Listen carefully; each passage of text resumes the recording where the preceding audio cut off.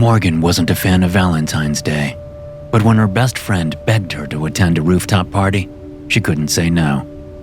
Her only other option was sitting at home, watching cheesy romantic comedies with her cat, and wondering if she'd ever find a decent guy. Maybe tonight was her chance. That's what she told herself as she donned a black bodycon dress that showed off her curves and carefully applied her favorite deep red lipstick. She smiled at herself in the mirror. "Tonight's the night," she told her reflection. But even her reflection didn't quite believe it. Her phone pinged with a text from Chanel, announcing she was in their Uber downstairs. Morgan sighed and tried to infuse her smile with confidence. It almost worked.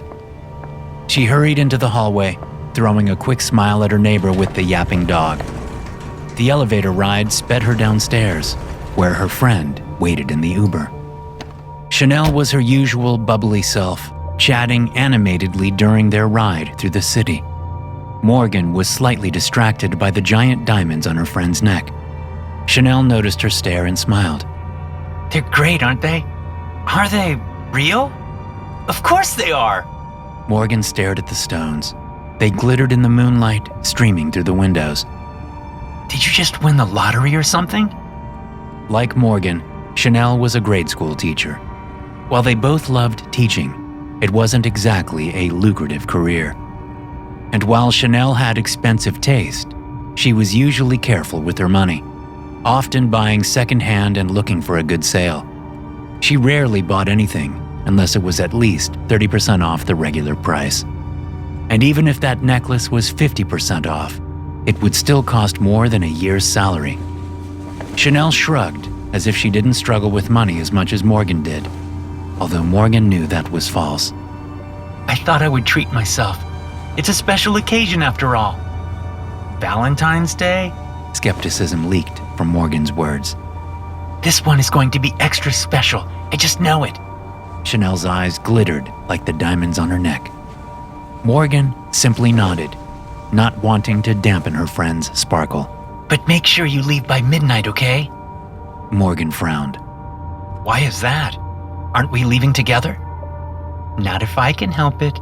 Chanel smiled, but it didn't reach her eyes. She had a habit of going home with losers and regretting it the next day. Morgan was tempted to warn her not to repeat the pattern, but it was Valentine's Day. Maybe that's what she needed tonight. She kept her mouth shut and decided not to press the issue. "Why midnight, though?" Chanel hesitated. "I've just heard that all the creeps come out after that." It was a lame excuse, but again, Morgan didn't bother asking further questions. She was planning to leave early anyway. "Oh, okay. I'll leave by midnight, I guess." "Good." Chanel nodded like the matter was settled, even though Morgan felt more confused than ever. There was something her friend wasn't telling her, but she hadn't the faintest idea what it could be. They arrived at the building a few minutes later, and a doorman welcomed them inside with a strained smile. "Here for the party?" "You bet!" Chanel exclaimed. He nodded, but said nothing further. When Morgan looked back, he was still staring at them, worriedly. She met his gaze, and he opened his mouth to speak before seeming to think better of it and turning away. Strange. But Morgan's attention was quickly diverted by the opulence in the building's lobby. The floors were white marble, and large columns lined the space. The chandelier high above them sparkled, casting a warm glow below. And in the center of it all sat a water fountain trickling peacefully. A statue of a man and woman embracing was featured in the middle, smiles lighting up their faces. Morgan gazed wistfully at the scene, but Chanel grabbed her hand to drag her to the elevator.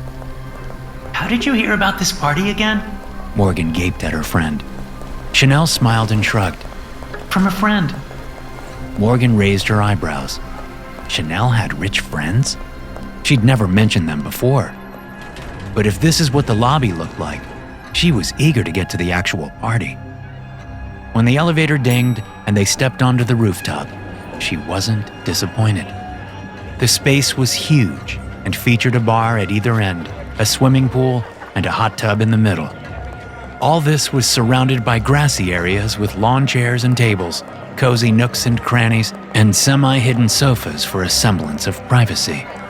Red, heart-shaped balloons littered the space, and a large sign was tied between two fake trees that said, "Happy Last Dance." What do they mean by last dance? Morgan turned to her friend. But Chanel had already disappeared in the crowd. She'd probably already spotted a cute guy. Lucky her. Morgan made her way through the partygoers and waiters, carrying trays of canapes and drinks, and sat herself down at the bar. She ordered a tequila shot and observed the scene. It was an eclectic crowd, with people in all kinds of dress, from skimpy bikinis to formal ball gowns and tuxedos. She even spotted a few people in pajamas, and some in the pool wearing nothing at all. Her eyebrows rose at that, and she quickly looked away. Her gaze landed on a tall, dark-haired man standing in a group nearby. He was dressed casually in khaki shorts and a t-shirt that clung to his muscled chest. He turned and met her gaze. An electric zing traveled down her arms as she stared into his yellow-green eyes. She instinctively sat up straighter and flashed him a smile. "Your tequila, miss?" She turned as the bartender interrupted her magical moment, but she needed the tequila more than ever. She downed it and suppressed a shudder as it coated her throat and set her lungs on fire. When she turned back to the mysterious stranger, he was gone. She pouted and ordered another drink, a Long Island iced tea this time. Drink in hand, she joined a random group that appeared to be in a heated discussion. "I think it's going to be an earthquake that will swallow the world whole." "I think it'll be a flood." "These are modern times, people. It's more likely to be some kind of technological disaster." A woman in a tutu noticed Morgan and smiled politely. "We're talking about March 5th if you haven't already guessed. How do you think it's going to happen?" Morgan knew about March 5th, of course. Everybody did, even though no one knew how it all got started. You got a different answer from every person you asked. One would tell you that it came from an ancient Aztec prophecy, while another might claim their source as the White House and the president himself. It didn't matter where it came from, though. All believers said the same thing. The world was going to end on March 5th. At first, it had seemed like the ramblings of crazy people, but the idea somehow caught on, and now it was more common to believe in the imminent destruction of the Earth than it was not to. Morgan and Chanel were the few teachers at school who refused to accept it. According to the gym teacher, they were in denial, but they would have the last laugh when March 6th rolled around. Morgan immediately regretted joining this particular conversation. She'd heard enough debates in the teacher's lounge about how the world was going to fall apart. She didn't come here to listen to more. But now everyone in the group stared at her, waiting for an answer. That's how it felt anyway. Morgan desperately scanned the crowd for her friend, but Chanel had vanished. "I think anything is possible," she finished lamely. The man in the tuxedo beside her scoffed. "How boring. You aren't even going to theorize?" Morgan shrugged. "Wait, you do believe in it, don't you?" The tutu-clad woman was staring at her with round eyes. Uh-oh. This is what she had been trying to avoid. She couldn't understand why everyone who believed in the March 5th destruction was so determined to convert others, especially considering how high the suicide rate had become since the theory started spreading like a disease. Why did it matter whether she believed in it or not? It was either going to happen or it wouldn't, regardless of who believed. Plus, she didn't want to feel the disappointed or pitiful gazes of the group. She opened her mouth to respond, still unsure whether the words would be the truth or a lie, when a hand clasped her shoulder. She melted in relief and turned to thank her friend when she met the eyes of the dark stranger again. "Oh, hi." He smiled, showing dazzling white teeth. Even more handsome up close, the man possessed the sharp cheekbones and jawline of a model, not to mention perfect skin and just the right amount of stubble. In looks, he was Morgan's dream guy to a T, which probably meant that he had an awful personality, but she was willing to find out.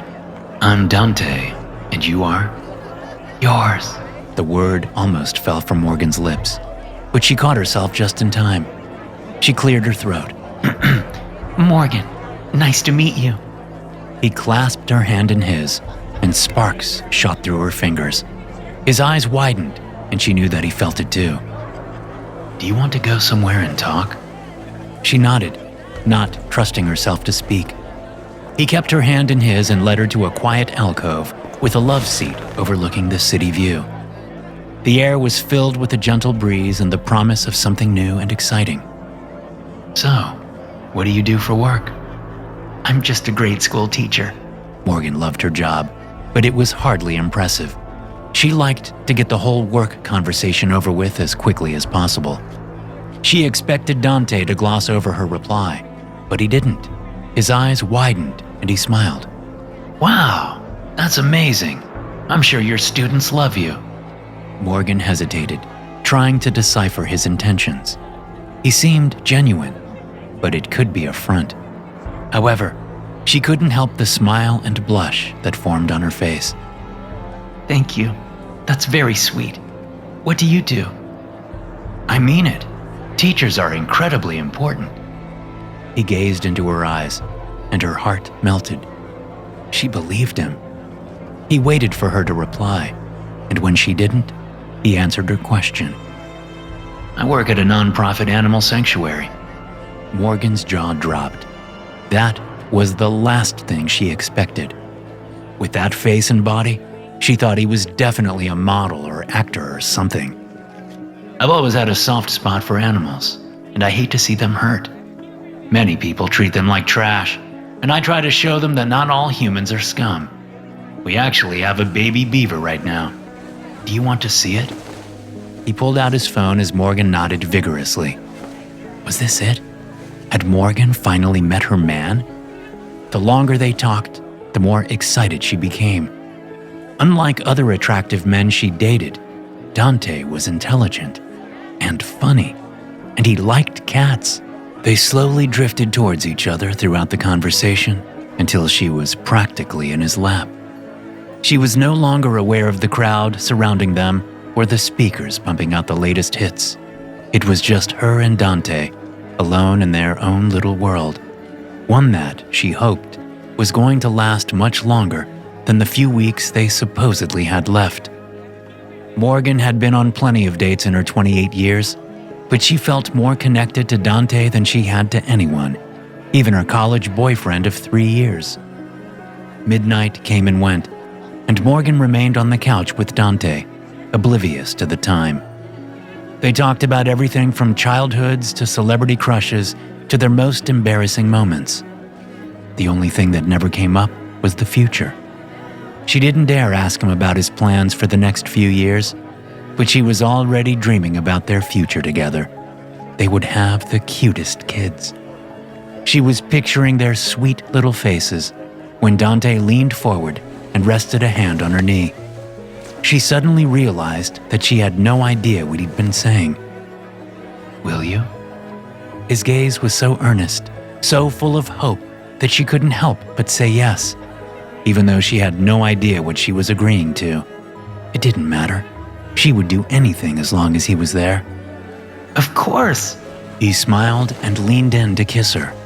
She reveled in the feel of him, and he pulled away all too soon. I wish I had met you sooner, he said. Morgan frowned. What did that mean? Before she could ask him, the music paused and started up again, louder than before. The final countdown blasted across the rooftop and out into the city. Dante stood up, pulling Morgan with him. He led her to the edge of the roof, and together, they gazed down at the busy streets below. Are you ready? I guess, she replied, hiding her confusion behind a tentative smile. He continued holding her hand as he scaled the railing and teetered on the edge of the building. She stood there with him, feeling the wind on her skin and the fast beating of her heart.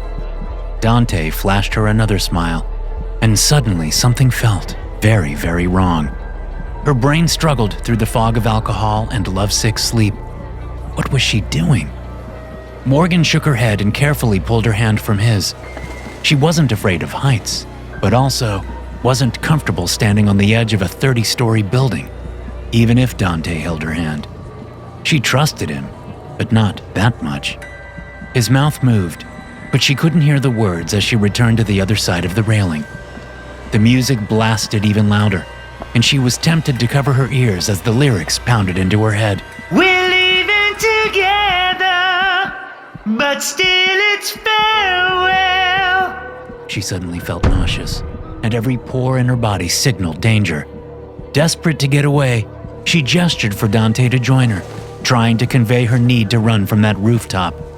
Dante stared at her, but he stayed where he was. We're leaving ground. He looked determined, resolute. He shook his head and turned back to the edge of the roof. Morgan's mind screamed at her to run, to look away, to reach out to him, but she remained frozen, her heart beating out of her chest. She struggled to breathe as she stared at the man on the ledge. Will things ever be the same again? As the song reached the climax and the words of the chorus blared in her ears, Dante jumped. Morgan's scream was drowned out by the lyrics. It's the final countdown. She turned around to look for help, but what she found was even more horrifying than what she'd already seen. Everywhere she looked, partygoers were either jumping off the roof like Dante had, seizing on the ground with foam around their mouths, or staring blankly into space, waiting for the drugs to take effect. The servers and bartenders had all disappeared. Someone by the pool screamed, Valhalla! before doing a cannonball, splashing water all over the deck. She jumped as the air fizzed with electricity, followed by a loud crack and the smell of burned flesh. With growing horror, Morgan realized that someone had released a high-voltage power line into the pool. There had been at least 30 people in it, not counting the ones sitting in the water on the deck.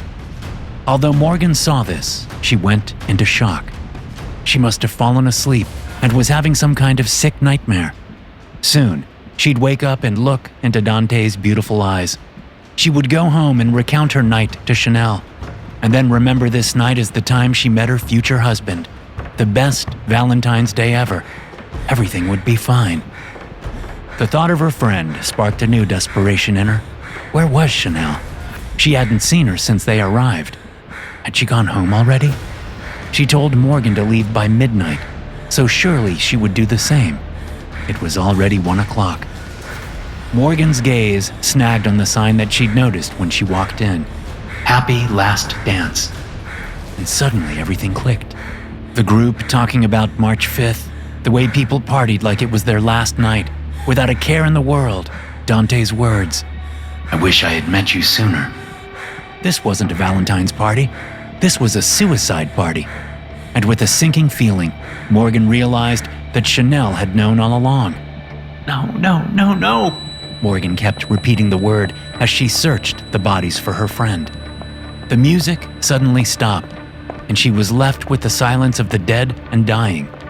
For a moment, there was no sound at all, just a mild ringing in her ears as she surveyed the scene. Bodies were everywhere. They floated in the pool, splayed out on the couches, and sat frozen on the deck.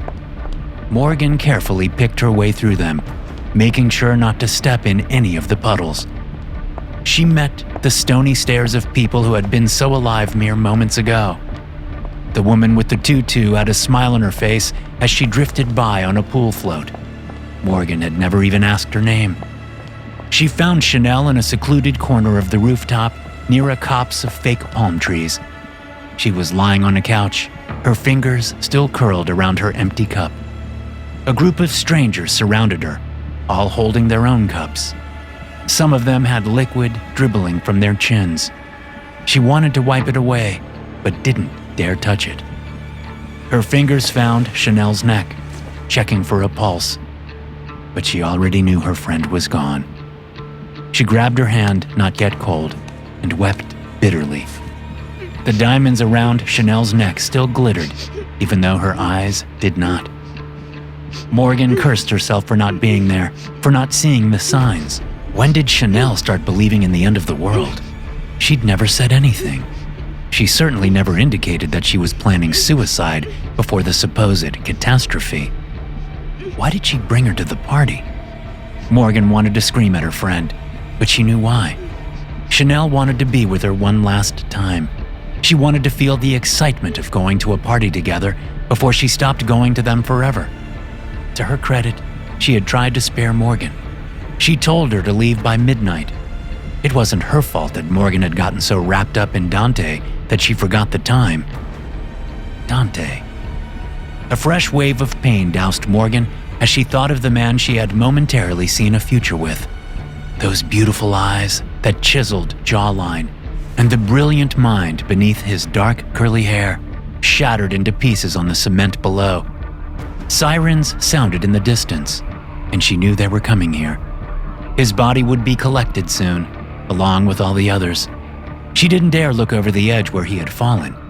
She could imagine his broken body well enough without seeing it, and that image would remain with her for the rest of her life. Every lifeless face she had looked into would live in her memory forever. There would be no escaping this night. She would remember it forever, but not for the reason she thought. Help me! Morgan blinked back her tears as a raspy voice called out nearby. She reluctantly let go of Chanel's hand to search for the source. She found a young man, probably 18 years old, lying on his side in a pool of vomit. Morgan quickly knelt down beside him. It's okay. The ambulance is on its way. The boy pulled away from her and shook his head. He pointed a shaking hand towards the cups on the table by Chanel and the others. Some of them were still full. Please. Morgan's heart dropped as she realized what he was asking. Why would you want that? I'll get you help. You'll be fine. But again, he shook his head, more insistently this time. The end is coming, he whispered. And in that moment, Morgan knew it was true. She had been foolish not to believe earlier. Why hadn't she listened to all those people who warned her of what was coming? She was ignorant, blinded by her pride. Dante had tried to help her, and now she understood. What was the point in sticking around here, waiting for the end, when you could skip right to the afterlife? Why should she face the pain and horror of a natural catastrophe if she could simply end it right here, right now, on her own terms? She grabbed 2 cups from the table and handed one to the boy. She pictured Chanel, with her tinkling laugh and infectious smile, and Dante, with his soulful eyes and soft lips. I'll see you soon, she thought as she handed 1 cup to the boy and raised the other. Cheers. She clinked their cups together and took a sip. The doorman watched the police carry the body bags to the van waiting outside. He counted the casualties, each one weighing on his heart. He had seen every one of these people enter the building, full of life and excitement, and now they were nothing but corpses. So much youth and vigor, gone in an instant. His break started when the music did. He knew what the song meant, knew what time it was. He called the police and warned them of what was coming. They didn't sound surprised. They didn't even tell him to try to stop it.